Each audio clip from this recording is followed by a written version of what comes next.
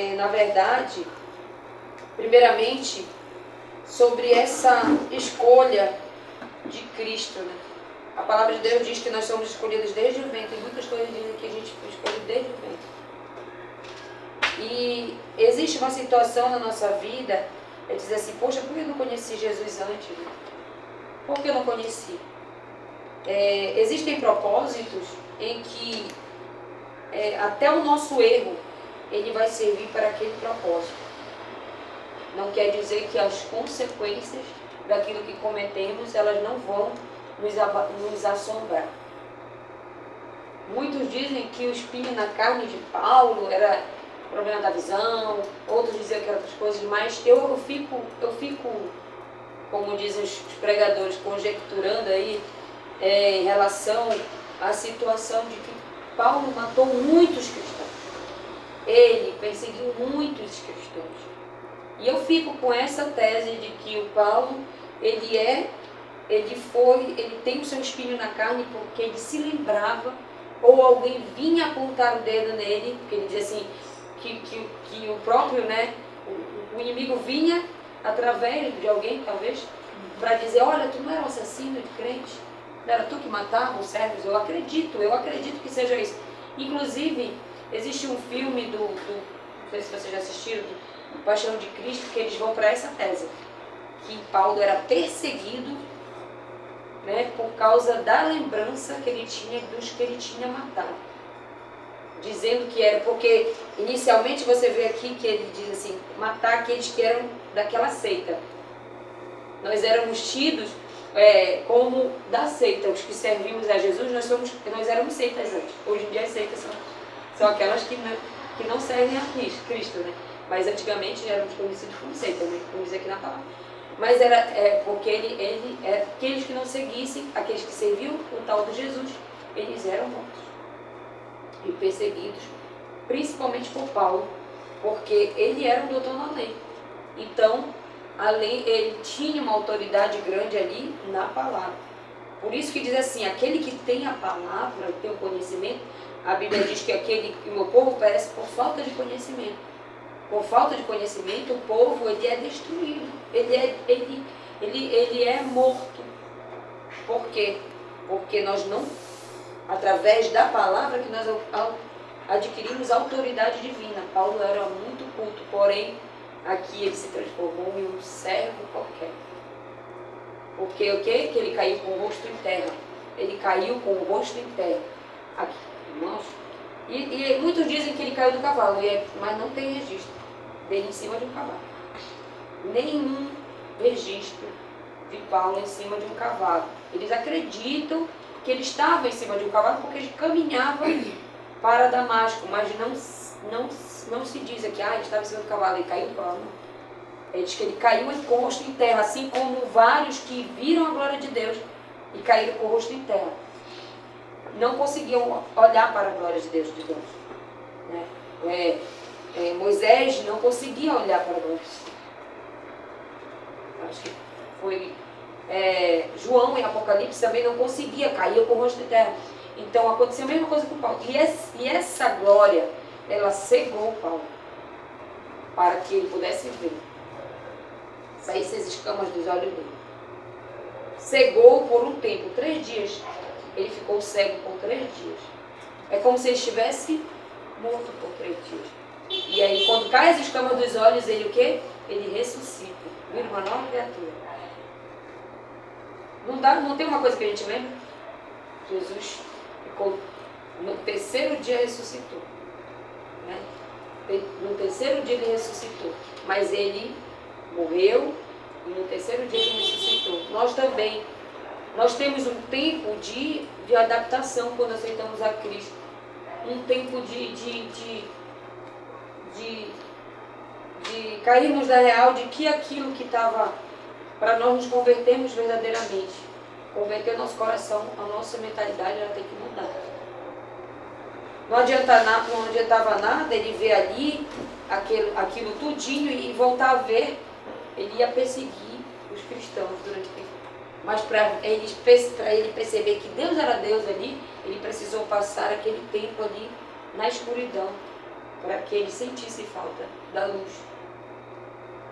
Para ele, porque a gente, quando a gente está no escuro, né, quando a gente está de olhos fechados, a gente dormindo, ou então a gente, quando a gente está na nossa casa, que a gente desliga a luz, estou com muita dor de cabeça, vou desligar a luz e vou ficar aqui só relaxando. É muito difícil a gente fazer isso às vezes, mas é importante às vezes. Vou ficar aqui só relaxando. A gente começa a fazer uma reflexão da nossa vida, quantas maldades ele não está pensando, lembrando que ele cometeu. Então, quando isso vinha atormentar ele, ele disse, eu acredito, eu estou dizendo assim, uma tese minha. Aí ele não queria que aquilo machucasse ele. Então ele dizia assim, é o espinho na carne dele. Aí ele dizia assim, Deus, e aí? Não, Paulo, a minha graça te basta. Por que o espinho na carne? Por que o espinho na carne? Não é que ele sentia na carne, é porque o espinho na carne te faz o quê? Reagir. Tu ia reagir, não é verdade? Já esperou? Porque ele podia dizer assim, é uma dor na carne. Por que Jesus falou? Por que Paulo falou um espinho na carne? Como na palavra de Deus diz assim, um espinho na carne. Porque quando o espinho te espeta, o que você faz? A primeira coisa que você faz é se espantar, puxar, reagir, dar uma reação, né? E a gente quer brigar, a gente quer fazer, a gente quer rebater, mas não adianta. Quem nos justifica é Deus. Aí o que Jesus disse para ele? Paulo, a minha graça te basta. Que a graça é a salvação. É a salvação que Paulo ganhou ali através daquela situação. Paulo ganhou a salvação através daquela situação. Então, não importa o que ele fez lá para trás. Ele vai sofrer com as consequências depois, sim, ele vai morrer por Cristo. Ele vai sofrer muita perseguição. Ele vai sofrer naufrágios, como diz na palavra. Ele vai sofrer, ele vai ser chicoteado. Ele vai ser preso, ele vai ser amordaçado, ele vai sofrer todo tipo de consequência daquilo que ele mesmo cometeu contra os cristãos. Porque a justiça de Deus, ela não vai deixar de ser feita. Não é que Deus é mau, mas é porque a gente vai ter a lei da semeadura. Se eu plantar, eu vou colher. Então Paulo, ali naquela situação, ele queria, até então ele queria ver. E assim, às vezes, a gente só sabe ver a parte boa, né, de Paulo, mas ele sofreu muito para que ele fizesse a primeira pregação. Sofreu bastante. Ele sofreu exclusão. Ninguém mais queria chegar perto dele, e principalmente os cristãos. Ele sofreu muita, como dizer assim, ele sofreu muita exclusão porque eles tinham medo dele. Na verdade, ele há poucos dias ele era um assassino de Cristo. Estevão tinha morrido aos pés dele. E as vestes de Estevão tinham sido jogadas aos pés dele. Então ali, não, peraí, Ananias ficou com muito medo. A verdade é essa. Ananias ficou com muito medo. Senhor, como até falou, o que eu vou fazer? O profeta de hoje em dia, Jesus vai te dar um carro. Bora lá na casa do empresário fulano de tal. Vou lá te revelar e aí eu ganho um carro, eu ganho 10 mil reais. Eu já vi gente dando 10 mil reais por uma revelação. Você sabia disso? Eu já vi. E quem é que tipo assim, que não serve a Deus? Porque quem serve a Deus verdadeiramente pode ser 1.000 reais. Você não vai receber, porque aquilo é como se você estivesse traindo aquilo que Deus te deu. Não estou dizendo que você não pode receber um presente de alguém. Eu fui muito abençoada por Deus, por uma palavra que é minha, mas a palavra não é minha. Mas eu quero te abençoar. Mano, Cristina, eu quero te abençoar. Mas não, é até melhor que não diga, porque... Não, mano, daí Isaura, me dá teu Pix, irmã Simone, que eu quero te abençoar. Não importa se foi uma palavra que lá atrás, irmã Simone deu. Mas não dizer assim, olha, eu vou na tua casa assim, não, de graça. Eu estou precisando daquele dinheiro, irmã. Eu já cheguei a pregar numa igreja lá no céu, nem lembro onde foi longe. Sei que Só o Uber deu deu 30 e poucos reais. Eu cheguei lá, a igreja bem humilde, bem humilde. É até de um pastor que era dessa igrejinha. Eles estavam construindo lá. Aí o pastor já vinha me dar o dinheiro, eu não vou pagar seu Uber. Eu disse, não, eu não tinha um real. Mas até o Bruno foi comigo nesse dia, eu disse, não, o meu marido já pagou. E na volta, não, eu pago, não quero. Porque ali Deus tinha me chamado para levar uma palavra. Muito tempo eu não tinha sido chamada para pregar. E eu vou fazer aquilo que eu gosto de fazer. E eu vou cobrar por isso. Então Deus me deu esse, eu posso estar presente. Logo depois Deus me abençoou de outra forma. Não estou dizendo que é. Mas você chega num lugar e você não tem dinheiro, alguém quer pagar o teu Uber aí. Mas eu estou indo naquela situação. Mas Paulo ali estava numa situação bem difícil. Vai que eu vou te dizer. E aí foi uma reflexão. Deus foi contando para ele, olha, tu vai sofrer isso, mas fica firme, que agora tu vai ser, né? Tu vai abrir ali, aí tu vai mostrar para pessoas. E Paulo foi aquele que mais abriu igrejas, né? Ali naquela situação, como eu falei. Paulo não pregava. Mas Paulo não era, aliás, Paulo não era pastor de igreja. Paulo abria igreja. Instruía aquelas pessoas ali, olha, tá aqui, e ia embora. Ele era missionário. Ele fazia as missões. Ele abrindo aquelas igrejas ali, apóstolo. Hoje em dia todo mundo quer ser apóstolo, mas só que sabe que a característica para ser um apóstolo é aquele que funda a igreja. Sabe disso? Uma característica. Fundadores, né? Mas fundadores tipo desde o início, não é fundador de uma igreja. Ah, eu quero abrir uma igreja hoje, eu sou apóstolo. Fundador, tá? Como foi Paulo na igreja primitiva, né? Lá no início. E aí o Senhor começa a operar na vida de Paulo. Aí Ananias morrendo de medo, né? Vai lá e diz, ah, Senhor, mas como é que eu vou... Aí Deus diz assim, olha, perseguidor vai deixar de ser perseguidor, aí agora ele vai começar a ser perseguido. Ali, né?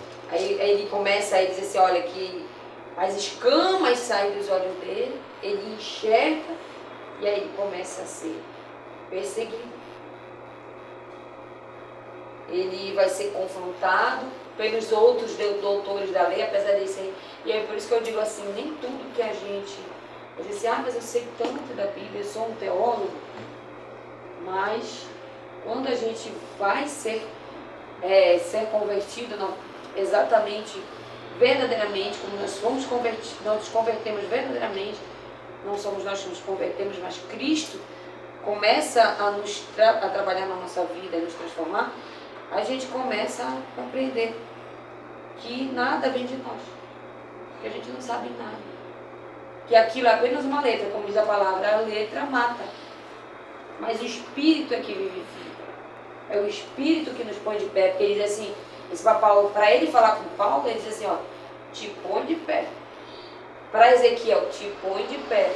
Para Elias lá, te põe de pé que eu quero falar contigo. Todo Deus, ele não fala com ninguém caído, deitado.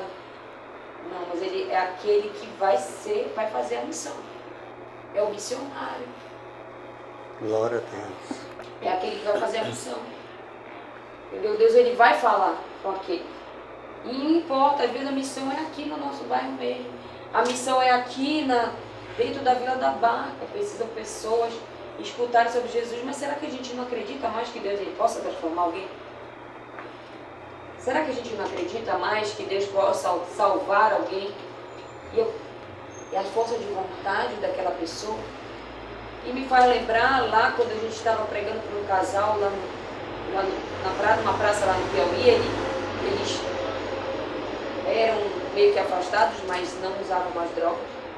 E eles falando pra gente assim, eu tô falando pra ela, o esposo dela, a gente tem que vir à igreja, para que Deus venha agir na vida dos nossos filhos, aquele rapaz falou, mas ela não quer. Aí eu disse, vocês já estão frequentando alguma igreja? Ele disse, sim, a gente vem sempre aqui, porque como a gente guarda carro aqui nessa praça, A gente vem sempre na Universal. E a gente fala de algumas igrejas. A gente acha que igreja que vai salvar alguém. Ninguém, a igreja não salva. É Cristo. A gente vem pregar aqui Cristo. Aí as pessoas perguntam, qual é a tua denominação? Não importa. A gente quer falar de Cristo para ti. A gente quer falar de Jesus para você. Independente de denominação, a gente não está pregando Denominação, né? uma denominação, porque, como eu sempre falo, Deus ele vai tirar uma igreja de dentro de uma igreja. Né? Já foi falado até muitas vezes na nossa igreja. Cristo vai tirar uma igreja de dentro de uma igreja. Ou seja, aqueles que são fiéis até o fim, foram 7 igrejas. Foram 7 igrejas, né? Lá em Apocalipse. Ele fala de todas. Mas não é só Filadélfia que vai subir. A Filadélfia era fiel. Mas alguns, das outras 6, alguns iam subir. Sabe? Porque ele fala assim, olha, volta ao primeiro amor. E se lá dentro daquela igreja, alguém voltou ao primeiro amor daquela igreja lá? Tem uma lá que ele fica a ponto de vomitar. E se a pessoa se arrepender, porque hoje nós temos a graça de Deus, né? Nós podemos nos arrepender, nós ainda temos a misericórdia. Ela não foi, o Espírito Santo de Deus ainda existe para nos convencer do juízo, do pecado, para nós nos transformarmos novamente, né? Naquilo que, na estatura de varão perfeito, para que Deus nos arrebate ou nos leve antes do arrebatamento. Quando houver o arrebatamento, os mortos ressuscitarão primeiro e vão ser levados também, juntamente com aqueles que vão ser arrebatados. Que você não seja da geração de que vai ser arrebatado, sejam nossos filhos, nossos netos, sei lá, nós não sabemos nem o dia nem a hora, mas nós vamos ter a certeza que morremos em Cristo, então vamos ser arrebatados. Né? Então, o apóstolo Paulo ainda estava uma criança, ainda estava caminhando aí, e ele foi perceber que ele não sabia nada. A trajetória de Paulo, como diz, a gente só quer contar do final do filme, se foi bom ou se não foi, o final do livro, se foi bom ou não foi. Você só quer contar as partes boas. Ah, o apóstolo Paulo, se você for conhecer o apóstolo Paulo, você não vai ficar tão feliz assim com a história dele. Porque primeiro ele foi. E às vezes a gente vê pessoas assim, não dá crédito pro fulano, ele é um drogado, ele é um assassino, ele é um... É muito difícil. Mas você precisa, é muito maravilhosa a missão. Por que a missão? Às vezes você fazer não estou dizendo que a gente tem famílias, é nossa família, né? Mas eu falei uma vez com meu esposo que eu gostava de fazer a obra. Então eu não posso forçar ele nem meus filhos a estarem comigo nessas obras. Samuel queria muito ir comigo, mas não deu por essa questão financeira. Mas eu quero colocar esse desejo no coração dos meus filhos, que eles tenham o desejo de fazer a missão de pregar o Evangelho, de falar de Cristo, porque é muito, muito maravilhoso você ir em um lugar onde ninguém te conhece. E chegar lá e dizer, olha, Cristo salva.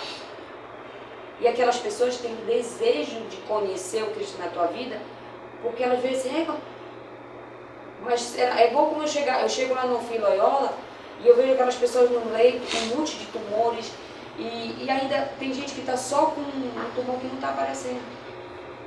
Aí tem uma pessoa que só está fazendo exame para fazer uma cirurgia e está ali desesperada, com medo de morrer. E eu chego lá e digo assim, você está me vendo? Você sabia que eu fiz 5 cirurgias? Você sabia que eu tirei 20 centímetros de intestino? Você sabia que eu já fiz uma cirurgia que eu perdi 43 quilos? E eu falo assim para as pessoas, você sabia que eu já sou operada, esterectomizada, eu já tirei todo o útero, o ovário, tudo, eu fiz uma cirurgia que o médico disse que eu tinha uma doença que era como um câncer, que é a endometriose. Você sabia disso? Você sabia que eu sofria, mas hoje eu estou aqui de pé para te contar que Deus ele pode te curar, assim como Ele me curou, que eu passei pelo leito assim como você passou e está passando e eu já passei e eu estou aqui para te contar, que eu levantei para dizer que Jesus ele pode curar. E aquelas pessoas querem saber e me chamam para conhecer a história e aceitam Jesus, não por mim, mas pelo meu testemunho. E aí estou na minha casa deitada e meu testemunho, eu não consigo ir lá e chegar e falar. Paulo tinha o que contar. Eu fui perseguidor, eu fui mal, mas hoje eu posso te dizer que Deus precisou me cegar, me derrubar o rosto em terra para que eu acordasse e visse que eu tinha que fazer a missão que Jesus botou para nós fazermos, que é o ID. Então, eu não vou estender muito, porque sei lá, não é muito grande, assim, né, de muitas horas, mas que nós possamos fazer essa reflexão. Se Deus te deu um testemunho, se Deus te deu uma missão, faz com todo o amor e faz aquilo que Deus, Ele se preocupando com o que Deus vai pensar de nós. Paulo, minha graça te basta. Não importa o que outros venham te alfinetar pelo que tu fez no teu passado, pelo que tu fazes. Não importa. O que importa é daqui para frente. O que eu devo fazer para Deus? Pedro disse, Jesus, olha, eu morreria por ti, Jesus. Eu morreria por ti. E Jesus disse, olha, Pedro, não fala isso. Porque tu vai me negar 3 vezes. Tu vai me negar 3 vezes, Pedro. E aí Pedro, quando... Mas olha, antes que o galo cante. Quando o galo canta, Pedro se derrama ali e diz, meu Deus. E aí quando ele se converte verdadeiramente, que ali há uma conversão de Pedro depois. Ele diz, olha Pedro, sobre esta pedra, né, esta fundação, qual é a pedra? É Cristo. Porque Pedro não é pedra, inclusive na igreja, muitas igrejas católicas, né, esse estudo ele foi um pouco deturpado, porque Pedro é Petrus, em latim significa pequena partícula de pedra. Petrus é pequena pedra. A rocha é Cristo, então nós somos uma pequena pedra. E eu vou fundar essa igreja, não é Pedro Pedro que funda a igreja, é Jesus. Ele que é a rocha, ele que é o fundamento daquela igreja. E foi maravilhosa essa viagem que eu falei. Eu nunca tinha assistido uma cerimônia, não sei se vocês conhecem, do Pedra Fundamental, eu nunca tinha assistido. E foi maravilhoso, sabe o que é? Quando é comprado um prédio de uma igreja que vai ser fundada naquele lugar, eles cavam um buraco e eles fazem assim, um fundamento ali. Eles fizeram tipo um buraco e lá eles colocaram o registro daquela igreja, 10 anos que eles já tinham, mas agora que eles conseguiram comprar o prédio daquela igreja, aquela casa, uma casa, eles conseguiram comprar agora. E aí eu posso dizer para vocês, eles colocaram ali uma Bíblia e ali eles fizeram aquela cerimônia, porque ali será um lugar de pregação da palavra. Lá no Piauí. Nunca tinha ido numa cerimônia aqui, então eu tenho mais de 20 anos de igreja, eu nunca fiz isso. Porque eu nunca me interessei em participar. Mas é maravilhoso, porque nós nos lembramos da palavra. É uma cerimônia, é uma coisa assim, parece uma besteira, mas não é. Não é uma bobagem. Você tem que se lembrar. Por isso que a gente faz a ceia todo mês. Não é pra gente comer pão com suco. É pra gente lembrar do sacrifício de Cristo. Eles fazem em memória de mim, porque ele sabia que nós temos a memória dele. Pedro tinha acabado de dizer que ia morrer por Jesus, logo depois ele vai lá e nega Jesus. Então, quando Pedro reconheceu, não, agora sim eu morro por Cristo, ele nem ser crucificado, ele quis, da mesma forma que Jesus. Ele disse, não sou digno de ser crucificado como meu Senhor. Me crucifica de cabeça para baixo. Pior ainda, né? Que a crucificação fica pior de cabeça para baixo. Então, amados, que nós possamos ficar com essa palavra, uma palavra de reflexão sobre a missão que Cristo nos deixou. A gente tem aqui uma jovem, né? Eu não sei porquê, mas Deus me leva a dizer assim que Deus tem uma missão para ti, Alice. Eu não sei o desejo do teu coração, mas o Senhor, Ele te entrega uma missão. Ele vai te entregar uma missão. Olha, estou até me arrepiando aqui. É sério, eu não sou acostumada a fazer isso. não é algo assim, mas quando eu falava em missão, o Senhor mandava eu te entregar e te dizer que tem uma missão para ti. E o Senhor vai te preparar para essa missão. E, irmão, é uma missão fora, não é uma missão aqui. Estou me arrepiando. Jesus tem uma missão para vocês, não? Eu não sei qual é, mas é uma missão de pregar o Evangelho. Vai te preparando, né? Não sei qual é o teu desejo, o teu coração. Não é o louvor, é a missão de pregar o Evangelho. Então, assim, vamos ficar por aqui. Glória a Deus. Até aqui. Nos ajudou, assim.